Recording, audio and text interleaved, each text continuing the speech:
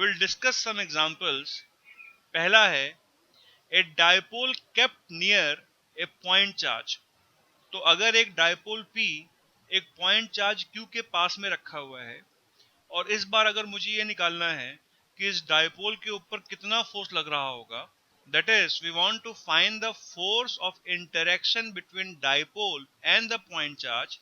So there are two ways by which we can find this force.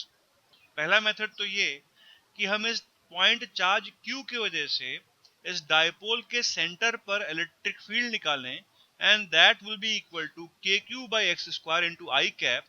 अगर इसको हम x axis मान लें तो इलेक्ट्रिक फील्ड इस पॉइंट चार्ज Q की वजह से इस पॉइंट पर एक्स एक्सिस के लॉन्ग है and therefore the unit vector will be i cap.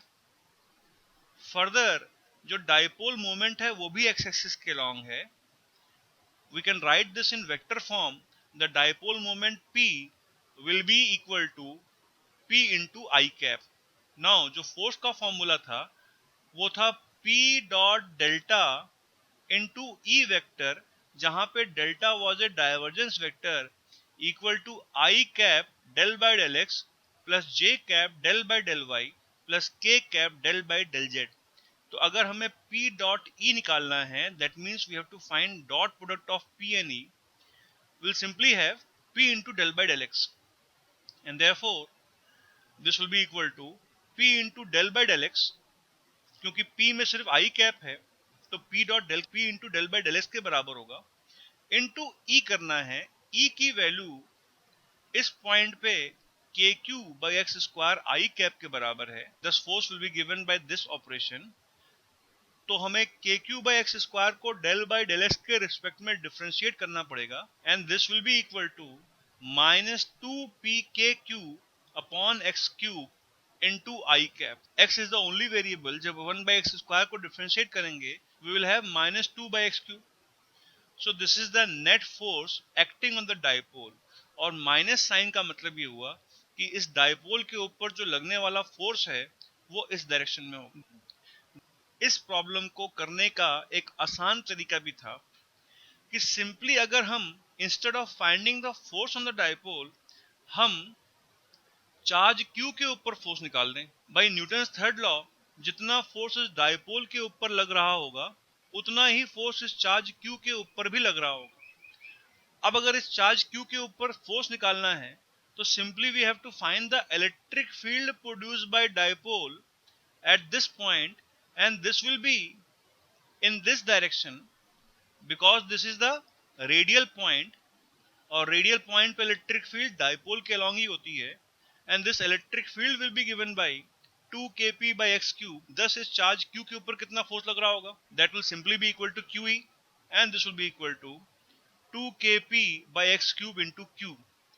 तो इस चार्ज Q के ऊपर इतना फोर्स लग रहा होगा बाय न्यूटन्स थर्ड लॉ. इस डायपोल के ऊपर भी अपोजिट फोर्स लगेगा इस डायरेक्शन में ऑफ सेम मैग्नीट्यूड.